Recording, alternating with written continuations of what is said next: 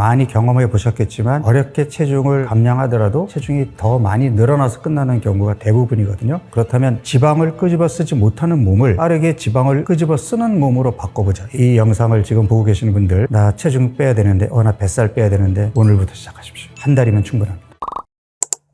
지식인사이드 구독자분들 안녕하십니까? 저는 강북 삼성병원 건강의학본부에서 교수로 재직 중인 가정의학과 전문의 박용우입니다. 비만이라고 우리가 이해하는 것은 체중계의 눈금이 예전보다 늘어난 상태를 얘기하잖아요. 근데 체중이 늘어났다라는 것은 단순히 그냥 많이 먹어서 살이 쪘다라는 의미가 아니라 내 몸에 신진대사에 이상이 생겼다라는 의미입니다. 그렇다면 대사 이상이 생기게 되었을 때 단순히 살이 찌는 것만으로도 끝날까요? 그렇지 않죠. 살이 찌는 걸 시작으로 혈압도 올라가고 혈당도 올라가고 콜레스테롤 수치도 올라가고, 그러다 보면은 심혈관 질환, 뇌혈관 질환 같은 혈관 합병증이라든지 또는 당뇨, 또 당뇨로 인한 합병증으로 고생을 하게 되겠죠. 그래서 비만이 만병의 근원이라고들 얘기하는데, 비만은 만병의 근원이 아니라 대사 이상 질환의 첫 번째 증상입니다. 결국 내 몸의 대사 이상을 다시 정상 수준으로 돌려놓게 되면 체중은 제 자리로 가겠죠. 그래서 체중계의 눈금을 목표로 하는 것이 아니라 망가진 내 몸을 정상 수준으로 돌려놓는 것을 치료의 목표로 삼아야 합니다. 따라서 우리가 지금 체중의 5% 또는 10%를 줄이겠다가 아니라 내 몸에서 지방간이 있고 인슐린 저항성이 있고 혈압, 혈당, 콜레스테롤이 올라가 있다면 이러한 수치들을 정상 수준으로 또는 최대한 정상에 가깝게 만들어 놓겠다가 치료의 목표가 되어야 합니다. 제가 이제 4주 프로그램을 만들 때에 1차적인 대상자는 대사 이상을 가진 분들, 살이 찌고 배가 나오고 몇 가지 대사 지표들의 이상을 보인 분들을 타겟으로 했습니다. 그래서 첫 3일 동안은 단식의 효과를 내기 위한 전략을 펴는데, 건강한 사람의 경우에는 2, 3일을 식사를 하지 않고 단식을 해도 전혀 문제가 되지 않지만 대사 이상이 있는 경우에는 단식 자체도 힘들 뿐더러 식사량을 지나치게 줄이게 되면 근육 손실을 피할 수가 없게 됩니다. 그래서 첫 3일 동안의 전략은 단식의 효과를 내면서 근육 손실을 최소화하자. 그리고 거기에 더불어서 위장간에 휴식을 주고 장내 미생물의 분포를 빠르게 바꿔보자. 그리고 지방을 끄집어 쓰지 못하는 몸을 빠르게 지방을 끄집어 쓰는 몸으로 바꿔보자. 이런 여러 가지 전략들이 숨어 있습니다. 그래서 첫 3일간은 일정 시간 간격으로 단백질을 소화 흡수가 잘 되는 쉐이크의 형태로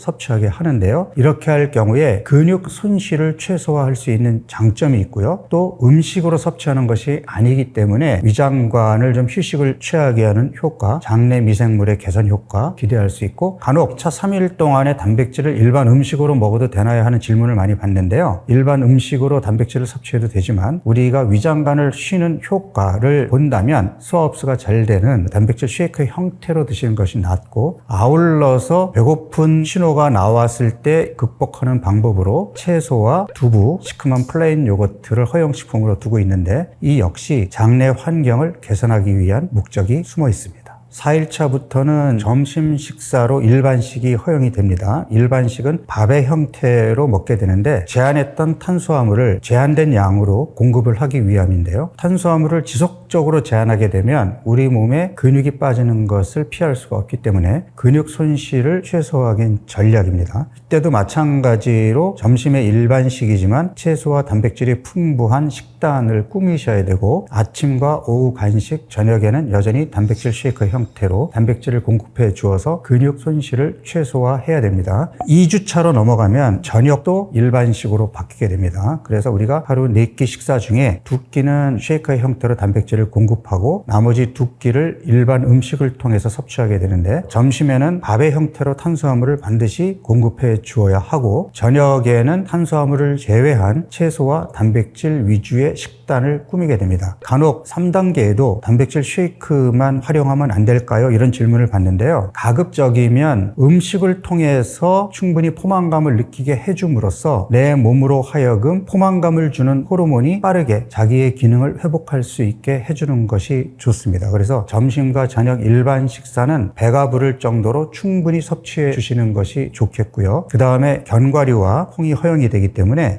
렌틸 콩이라든지 충분히 넣어서 콩밥으로 드신다면 훨씬 더 포만감을 느낄 수 있고요. 그 다음에 오후 간식으로 견과류 한 줌 정도를 드시는 것도 도움이 됩니다. 자, 세 번째 단계인 2주차에서 아주 중요한 미션이 하나 있는데요. 바로 24시간 간헐적 단식입니다. 일반적으로 박용우의 4주 다이어트 프로그램에서는 매일매일 14시간의 공복을 유지하도록 되어 있습니다. 그래서 14시간의 공복과 7시간 이상의 숙면을 반드시 지켜야 되는데 2주차에 들어서는 일주일 중에 하루를 정해서 14시간을 24시간으로 늘리는 24시간 단식을 한번 시행하게 됩니다. 예를 들어서 전날 저녁을 5시에 먹었다면 그 다음날 오후 5시까지는 물만 마시면서 24시간 단식을 진행하게 되는데요. 한 번도 해보지 않은 분들은 쉽지 않을 겁니다. 그래서 다이어트가 스트레스가 돼서는 안 되기 때문에 24시간을 처음부터 무리하게 하지 마시고 일단 18시간까지는 한번 참아보셨다가 18시간 이후에 무기력감이라든지 두통이라든지 몸에 힘든 증상이 나타났다면 24시간까지 기다리지 않고 식사를 시작하셔도 됩니다. 차근차근 24시간 단식은 18시간으로 해보고 또 20시간 해보고 24시간으로 이렇게 단계적으로 가셔도 되거든요. 자, 이제 3주차로 넘어가게 되면 이제 네 번째 단계가 되는데요. 탄수화물의 허용 음식들이 늘어나게 됩니다. 그래서 그 전에 섭취를 제한했던 당류가 좀 들어가 있는 음식들, 이를테면 단호박이라든지 토마토라든지 이런 것들이 허용이 되고, 그 다음에 과일은 블루베리 정도로 플레인 요거트에다가 섞어서 함께 섭취할 수 있게끔 허용이 돼 있고, 그 다음에 처음부터 했던 운동이 좀 더 탄력을 받고 운동량이나 운동 강도가 높아질 수 있기 때문에 운동을 강도 높게 할 경우에는 운동 전에 고구마 하나 정도 섭취하는 것이 허용이 됩니다. 그래서 우리 몸이 본격적으로 체지방을 쓰는 몸으로 바뀌어 가고 있기 때문에 이제는 탄수화물의 허용량, 그 다음에 허용 범위를 조금 더 넓히게 되는 거고요. 3주차에는 24시간 간헐적 단식을 이틀 하게 됩니다. 그런데 그 이틀을 연달아 해서는 안 되고 2주차에 한번 했기 때문에 두 번째는 훨씬 수월합니다. 몸이 이미 익숙해졌거든요. 그래서 24시간을 할 수 있으면 제일 좋지만 역시 힘들면 18시간까지는 버텨보고 그 이후에 음식을 드셔도 상관은 없습니다. 물론 조금 버틸 수 있으면 20시간 또는 24시간까지 한다면 더욱 결과가 좋게 나올 수 있겠죠. 4주차는 개인 차이가 있습니다. 그래서 제일 무난한 방법은 3주에 했던 주 2회 24시간 간헐적 단식을 한 번 더 반복하는 방법입니다. 이게 제일 무난하고요. 그런데 저는 가급적이면 이 프로그램을 할 때 매주 체지방 검사를 통해서 내 몸의 근육량의 변화와 지방의 변화를 꼭 확인하도록 권고하고 있는데, 만약에 1주차에 빠졌던 근육이 2주차에 회복이 되어야 3주차로 넘어가는데 회복이 안 되는 경우에는 3주차로 넘어가는 것이 아니라 2주차를 한 번 더 반복해야 되고요. 3주차로 넘어와서 근육량의 회복 정도가 처음 시작할 정도까지 회복이 되었다면 4주차에는 욕심을 내서 주 3일 24시간 단식을 해도 됩니다. 그런데 근육량의 회복 정도가 더디거나 회복은 되었어도 처음 시작할 때만큼 미치지 못했다면 무리하지 마시고 4주차에도 3주차와 마찬가지로 24시간 간헐적 단식을 2번만 하셔도 됩니다. 이렇게 한 달 프로그램이 끝나면 그 다음에는 유지기로 넘어가게 됩니다.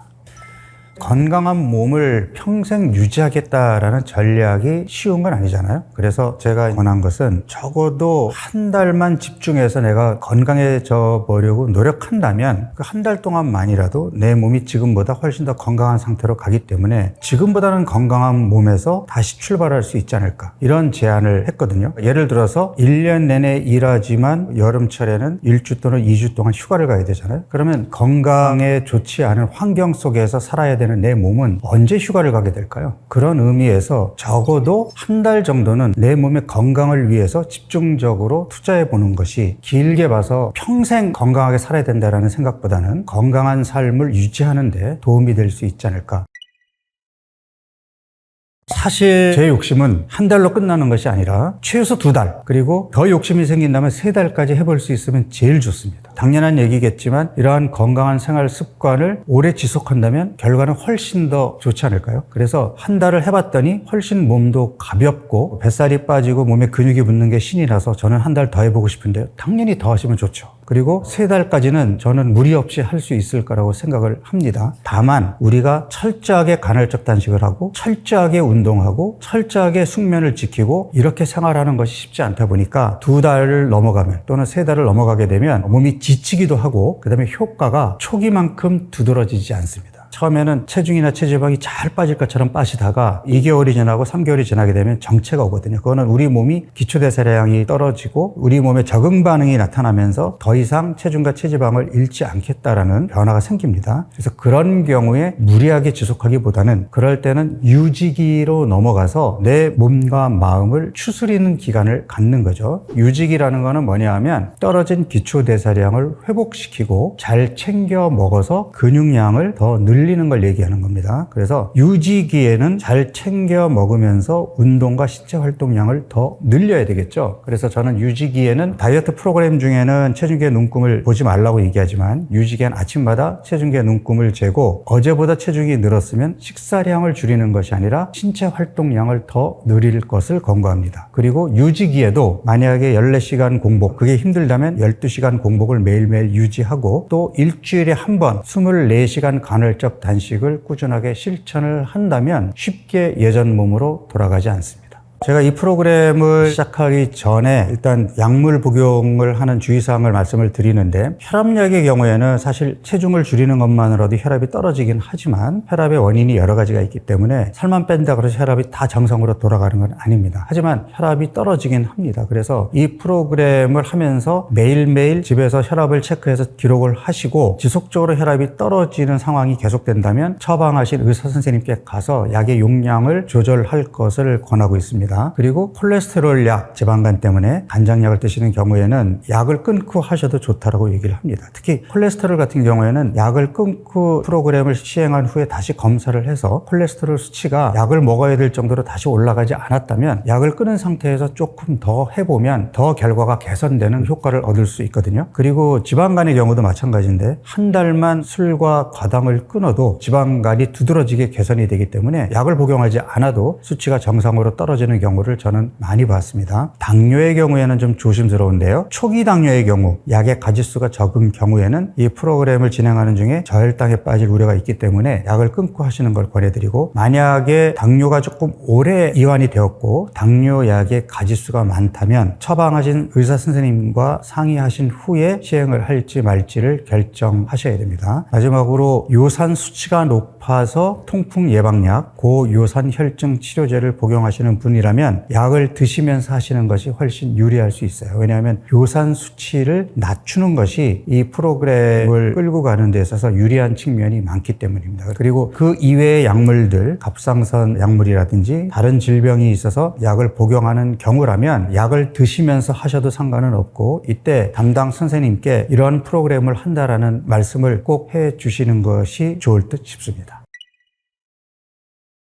저는 기본적으로 칼로리를 계산하지 말고 내 몸에 도움이 되는 음식은 잘 챙겨 먹고 내 몸을 망가뜨리는 음식, 건강에 도움이 되지 않는 음식은 과감하게 끊을 것을 강조하고 있습니다. 그래서 건강에 도움이 되는 좋은 음식을 잘 챙겨 먹으라의 의미는 배고프지 않게 포만감을 느낄 정도로 챙겨 먹으라고 하는 겁니다. 음식의 양을 얼마나 해야 될까요? 라는 질문을 제가 많이 받는데요. 음식의 양은 내 몸이 결정하는 겁니다. 몸이 건강해질수록 내 몸에서 필요한 양만 섭취하게 됩니다. 많이 들어오게 되면 포만감으로 수저를 내려놓게 하는 것은 내 몸에서 결정하는 것이지 내가 외부에서 칼로리를 계산해서 음식을 섭취하는 게 아닙니다. 이게 바로 내 몸이 건강해졌다라는 증거가 되는 거겠죠. 잘 챙겨 드셔야 됩니다.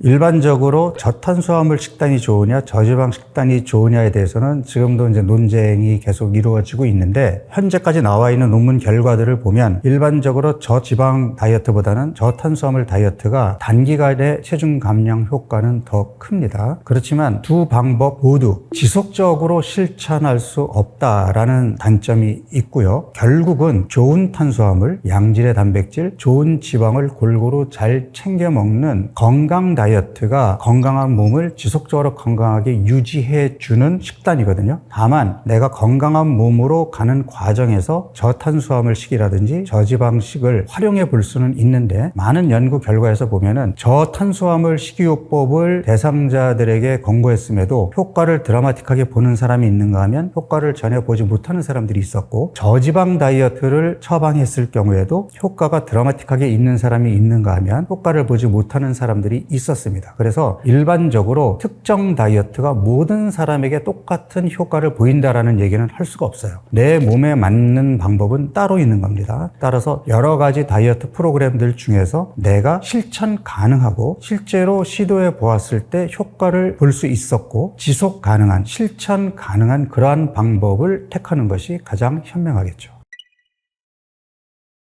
그러니까 저도 24시간 1년 365일 내내 건강만 생각하면서 사는 사람은 아니거든요. 그러니까 건강한 삶이 중요하긴 하겠지만 때로는 포기해야 되고 양보해야 되고 또 힘든 걸 해야 되고 하는 그런 것들이 바쁜 세상을 살아가면서 쉬운 일은 아닙니다. 그렇지만 건강을 포기하고 이럴 수는 없지 않겠어요? 그래서 저는 1년 중에 한 달만큼은 좋아하는 술도 끊고 잠도 최대한 7시간 이상 숙면을 취하려고 노력하고 좋은 음식만 챙겨 먹으려고 하고, 하기 싫은 운동도 트레이너와 함께 기본적으로 일주일에 4번 이상 하려고 노력하고 있습니다. 쉽지 않죠. 사람들이랑 만나는 것도 중요한 약속 아니면 가급적 미루고요. 근데 이렇게 해서 한 달만 내가 내 몸에 집중하면 우리 몸은 좋은 환경에서는 빠르게 회복되고 개선이 됩니다. 그렇다면 내가 매일매일 힘들게 살더라도 한 달 동안만이라도 내 몸의 회복력을 믿고 지금보다 더 건강한 몸을 만들어 놓는다면 더 활기차고 더 건강한 하루하루를 살아갈 수 있지 않을까. 이게 저의 생각입니다. 물론 1년에 한 달은 저의 개인적인 목표입니다. 여러분들 중에는 조금 더 건강에 관심이 많고 더 건강한 삶을 살고 싶으시다면 1년 중에 2달, 3달을 계획하셔서 하셔도 됩니다. 중요한 것은 적어도 1년에 한 달 정도는 내 몸의 건강을 위해서 집중하고 투자를 해보자는 겁니다. 제가 비만을 난치병이라고 얘기하거든요. 그러니까 치료가 쉽지 않습니다. 많이 경험해 보셨겠지만 어렵게 체중을 감량하더라도 다시 원래 체중으로 돌아올 뿐더러 원래 체중에서 끝나는 것이 아니라 체중이 더 많이 늘어나서 끝나는 경우가 대부분이거든요. 그래서 이 난치병은 또 아직까지는 특효약도 없단 말이죠. 그렇다면 치료의 최선은 예방입니다. 내 몸이 망가져 있는 상태에서 개선이 안 되면 지금보다 체중이 더 늘어날 거거든요. 그때 시작하면 치료 효과는 지금보다 더 떨어집니다. 특히 나이가 들면 들수록 우리는 노화를 겪게 되고, 한번 망가진 몸을 적극적으로 건강한 몸으로 돌려놓지 않는 한 망가진 몸은 계속 더 망가지는 악순환을 거듭하기 때문에 나중에 해야지라고 생각하면 더 힘들고 더 노력해야 됩니다. 이 영상을 지금 보고 계시는 분들, 나 체중 빼야 되는데, 나 뱃살 빼야 되는데 오늘부터 시작하십시오. 한 달이면 충분합니다.